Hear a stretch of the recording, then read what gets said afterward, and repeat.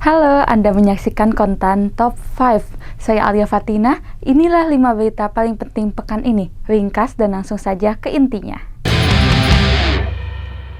Pemerintah mulai menguji coba penggunaan tabung kompres natural gas atau CNG sebagai alternatif penggunaan LPG 3 kg.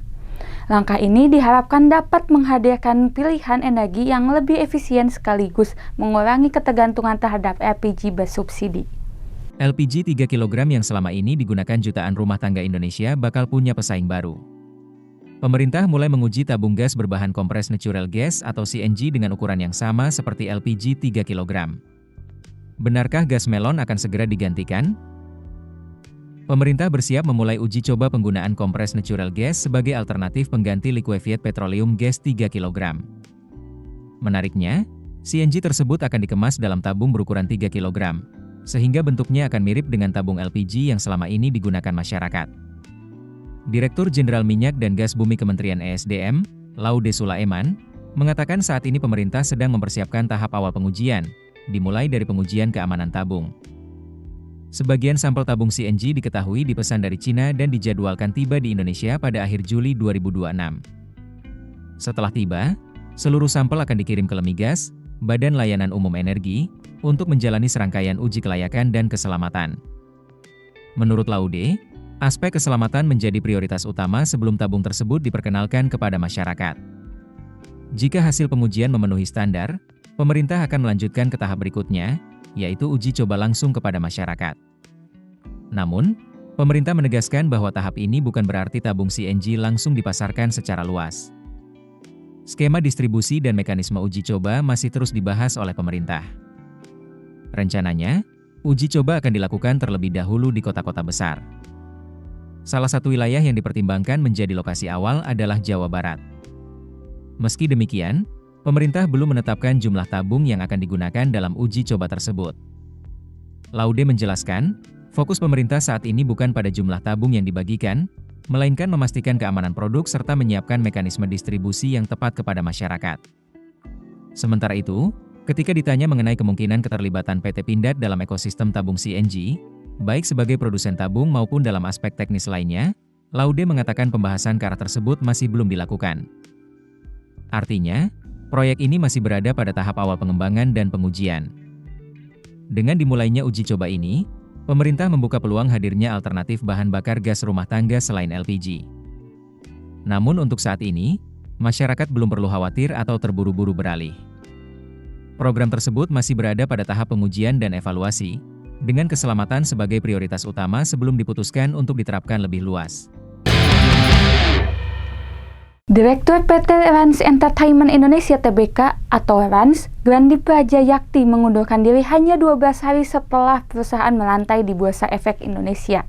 Pengunduran diri ini pun memicu perhatian publik terhadap kondisi dan arah bisnis emiten milik Raffi Ahmad tersebut. Baru 12 hari melantai di Bursa Efek Indonesia, emiten milik Raffi Ahmad sudah diterpa kabar mengejutkan. Salah satu direkturnya resmi mengajukan pengunduran diri. Publik pun bertanya-tanya, apakah ada sesuatu yang terjadi di balik layar? Benarkah kabar ini akan memengaruhi perjalanan Rans sebagai perusahaan publik? Kabar mengejutkan datang dari PT Rans Entertainment Indonesia Tbk atau Rans. Emiten yang baru saja resmi menjadi perusahaan terbuka ini mengumumkan pengunduran diri salah satu direkturnya, Grandi Prajayakti. Informasi tersebut disampaikan melalui keterbukaan informasi Bursa Efek Indonesia. Direktur Keuangan Rans, Rumunggu Yokonapita, menjelaskan bahwa perseroan menerima surat pengunduran diri Grandi Prajayakti pada Rabu, 22 Juli 2026. Dalam surat tersebut disebutkan bahwa Grandi mengundurkan diri atas alasan pribadi. Meski demikian, waktu pengunduran diri ini langsung menarik perhatian pasar. Pasalnya, keputusan tersebut terjadi hanya sekitar 12 hari setelah Rans resmi mencatatkan saham perdananya di Bursa Efek Indonesia pada 10 Juli 2026. Sebagai perusahaan yang baru memasuki pasar modal, setiap perubahan dalam jajaran direksi tentu menjadi sorotan para investor. Namun pihak manajemen Rans memastikan bahwa pengunduran diri tersebut tidak menimbulkan dampak material terhadap perusahaan. Manajemen menegaskan operasional perusahaan tetap berjalan normal. Begitu pula kondisi keuangan, aspek hukum, hingga kelangsungan usaha disebut tidak terdampak oleh keputusan tersebut. Artinya, menurut perusahaan, Aktivitas bisnis Rans akan tetap berjalan sesuai rencana meskipun salah satu direkturnya memilih mengundurkan diri. Selanjutnya, Rans akan membawa permohonan pengunduran diri tersebut ke dalam Rapat Umum Pemegang Saham atau RUPS. Persetujuan pemegang saham diperlukan agar proses pengunduran diri dapat berlaku efektif sesuai ketentuan yang berlaku di pasar modal. Sebelumnya, Rans sukses menggelar initial public offering atau IPO pada awal Juli 2026. Dalam aksi korporasi tersebut, perusahaan melepas sebanyak 2,525 miliar saham baru, setara sekitar 20,02% dari modal ditempatkan dan disetor penuh. Harga penawaran saham ditetapkan sebesar Rp170 per lembar. Melalui IPO tersebut, Rans berhasil menghimpun dana segar sebesar Rp429,25 miliar. Dana hasil penawaran umum ini sebelumnya direncanakan untuk mendukung berbagai agenda ekspansi perusahaan, termasuk pengembangan bisnis hiburan dan penyelenggaraan konser. Karena itu, perubahan dalam susunan direksi tak lama setelah IPO menjadi perhatian publik, meski perusahaan telah memastikan tidak ada dampak material terhadap operasional maupun kondisi keuangan. Grandi Prajayakti sendiri bukan sosok baru di lingkungan bisnis Rans. Berdasarkan informasi resmi perusahaan, ia diangkat sebagai Direktur Rans melalui keputusan Rapat Umum Pemegang Saham pada tahun 2025. Sebelumnya, sejak tahun 2023, ia juga menjabat sebagai Direktur PT Rans Nikmat Sejahtera. Selama lebih dari 2 dekade, Grandi dikenal memiliki pengalaman di bidang pemasaran, pengembangan bisnis, manajemen operasional, hingga industri media dan hiburan digital. Pengalaman panjang itulah yang membuat pengunduran dirinya cukup menyita perhatian. Meski begitu, hingga saat ini tidak ada keterangan lain selain alasan pribadi yang disampaikan kepada publik. Rans pun menegaskan bahwa seluruh proses akan dilakukan sesuai regulasi pasar modal, termasuk melalui persetujuan dalam RUPS mendatang. Dengan demikian, fokus investor kini tertuju pada langkah perusahaan setelah perubahan jajaran direksi tersebut. Apakah Rans akan segera menunjuk pengganti Grandi Prajayakti? Atau justru melakukan penyesuaian strategi manajemen setelah resmi menjadi perusahaan publik? Jawabannya akan ditentukan dalam keputusan para pemegang saham pada RUPS yang akan datang.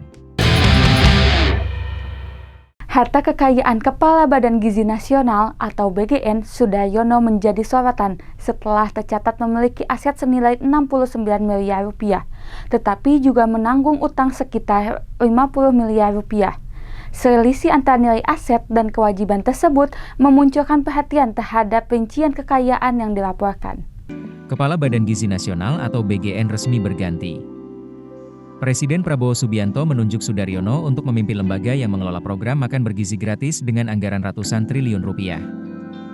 Namun, bukan hanya jabatan barunya yang menjadi perhatian publik. Laporan harta kekayaan Sudaryono ikut menjadi sorotan. Total asetnya mencapai lebih dari 69 miliar rupiah, tetapi ia juga tercatat memiliki utang lebih dari 60 miliar rupiah. Presiden Prabowo Subianto resmi melantik Sudaryono sebagai Kepala Badan Gizi Nasional pada 22 Juli 2026 di Jakarta. Penunjukan mantan Wakil Menteri Pertanian itu dilakukan setelah Kepala BGN sebelumnya, Nanik S. Deyang, mengundurkan diri karena alasan kesehatan. Kini, Sudaryono memimpin Badan Gizi Nasional yang bertanggung jawab mengawal pelaksanaan program makan bergizi gratis atau MBG, salah satu program prioritas pemerintah dengan alokasi anggaran mencapai sekitar 229 triliun rupiah. Di tengah penunjukan tersebut, perhatian publik juga tertuju pada laporan harta kekayaan Sudaryono yang telah disampaikan melalui Laporan Harta Kekayaan Penyelenggara Negara atau LHKPN. Berdasarkan data yang dilaporkan, total aset Sudaryono mencapai sekitar 69,33 miliar rupiah. Komponen terbesar berasal dari kepemilikan tanah dan bangunan yang nilainya mencapai sekitar 50,29 miliar rupiah. Dalam laporan tersebut, Sudaryono tercatat memiliki 16 bidang tanah dan bangunan yang tersebar di sejumlah daerah, antara lain Kota Semarang, Kabupaten Klaten, Kabupaten Jepara, serta beberapa wilayah di Jabodetabek. Salah satu aset bernilai paling tinggi adalah tanah dan bangunan di Kota Semarang dengan nilai sekitar 16 miliar rupiah. Selain itu, terdapat pula properti di Kabupaten Klaten yang ditaksir mencapai 14 miliar rupiah. Di luar aset properti, Sudaryono juga melaporkan kepemilikan kendaraan dengan nilai sekitar 750 juta rupiah. Isi garasinya terdiri atas 2 unit Toyota Fortuner dan 1 unit Toyota Innova. Selain kendaraan, ia juga memiliki harta bergerak lainnya senilai sekitar 2,32 miliar rupiah. Sementara kepemilikan surat berharga mencapai sekitar 7,56 miliar rupiah. Kas dan setara kas yang dimiliki juga mencapai sekitar 8,4 miliar rupiah. Namun, di balik besarnya nilai aset tersebut, laporan LHKPN juga menunjukkan adanya kewajiban utang yang cukup besar. Nilai utang Sudaryono tercatat mencapai sekitar 60,47 miliar rupiah. Akibatnya, setelah seluruh kewajiban dikurangkan, total kekayaan bersihnya menjadi sekitar 8,86 miliar rupiah.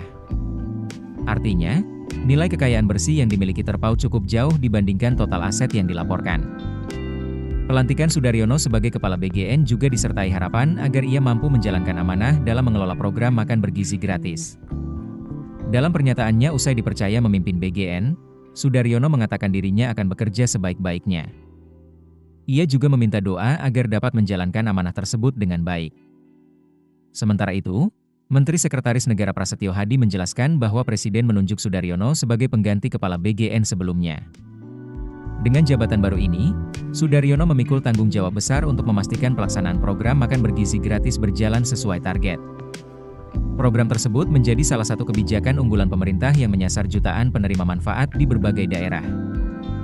Di sisi lain, transparansi laporan harta kekayaan pejabat negara melalui LHKPN tetap menjadi salah satu instrumen penting dalam mewujudkan tata kelola pemerintahan yang akuntabel. Direktorat Jenderal Pajak atau DJP memiliki kewenangan untuk mengakses informasi rekening hingga data mutasi transaksi dalam rangka pengawasan perpajakan. Aturan ini menjadi perhatian karena berkaitan dengan transparansi data keuangan dan kepatuhan wajib pajak. Direktorat Jenderal Pajak atau DJP menerbitkan aturan baru yang memperjelas tata cara permintaan informasi rekening keuangan untuk kepentingan perpajakan. Ketentuan ini tertuang dalam Surat Edaran Dirjen Pajak Nomor SE9/PJ 2026 yang menjadi pedoman bagi seluruh unit kerja DJP. Melalui aturan tersebut, DJP dapat meminta informasi seperti identitas pemilik rekening, nomor rekening, saldo, mutasi transaksi, hingga data keuangan lain yang relevan dari lembaga keuangan maupun penyedia jasa aset kripto. Namun, akses itu tidak bisa dilakukan secara sembarangan. Setiap permintaan wajib menggunakan surat resmi yang memuat dasar hukum, alasan permintaan, jenis data yang dibutuhkan, serta batas waktu penyampaian informasi. DJP menegaskan data hanya dapat digunakan untuk kepentingan perpajakan, seperti pengawasan kepatuhan wajib pajak, pemeriksaan, penagihan, penyidikan tindak pidana perpajakan, hingga pertukaran informasi perpajakan internasional. Seluruh proses akan didukung sistem Cortex melalui berbagai platform digital yang terintegrasi. Jika sarana elektronik belum tersedia, permintaan data tetap dapat dilakukan secara langsung atau melalui layanan pos. Pemerintah berharap aturan ini memberikan kepastian prosedur bagi DJP maupun lembaga keuangan, sekaligus memperkuat pengawasan perpajakan secara transparan dan sesuai ketentuan. Peri Warjio mengundurkan diri dari jabatan Gubernur Bank Indonesia di tengah tekanan terhadap nilai tukar rupiah dan sorotan terhadap kebijakan Bank Sentral. Pengunduran diri ini menjadi perhatian karena DPR sebelumnya sempat meminta Peri untuk meninggalkan jabatannya. Kabar besar datang dari dunia ekonomi Indonesia. Gubernur Bank Indonesia Peri Warjio resmi mengundurkan diri dari jabatannya. Menteri Sekretaris Negara Prasetyo Hadi menyatakan Presiden Prabowo Subianto telah menerima surat pengunduran diri Peri pada 26 Juli 2026 dan akan segera menerbitkan keputusan Presiden sebagai dasar resmi pemberhentiannya. Pengunduran diri ini terjadi di tengah tekanan terhadap nilai tukar rupiah yang dalam beberapa waktu terakhir menjadi sorotan. Sebelumnya, Peri juga sempat mendapat desakan mundur dari sejumlah anggota DPR. Salah satunya datang dari anggota Komisi 11 DPR fraksi PAN, Primus Yustisio, dalam rapat kerja bersama Bank Indonesia pada Mei 2026. Saat itu, Primus menilai mundur bisa menjadi bentuk tanggung jawab ketika kondisi ekonomi menjadi sorotan. Ia mempertanyakan pelemahan rupiah meski pertumbuhan ekonomi disebut masih positif. Anggota Komisi 11 DPR lainnya, Haris Turino, juga menilai tekanan terhadap rupiah tidak hanya dipengaruhi faktor global, tetapi juga tantangan domestik seperti kondisi fiskal, defisit transaksi berjalan, arus modal keluar, hingga menurunnya kepercayaan investor. Kini perhatian publik beralih pada proses transisi kepemimpinan Bank Indonesia. Pemerintah memastikan pengisian jabatan akan dilakukan sesuai ketentuan, sementara Bank Indonesia diharapkan tetap menjaga stabilitas rupiah, mengendalikan inflasi, dan menjaga stabilitas sistem keuangan nasional. Pengunduran diri Peri Warjio diperkirakan akan menjadi perhatian pelaku pasar karena Bank Indonesia memegang peran penting dalam menjaga stabilitas ekonomi Indonesia.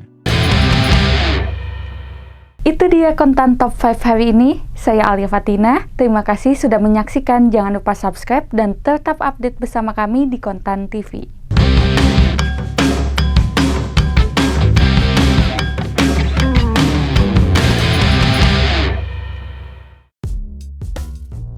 Keputusan bisnis terbaik datang dari data, bukan tebakan. Mudah berlangganan Business Insight dengan subscribe with Google.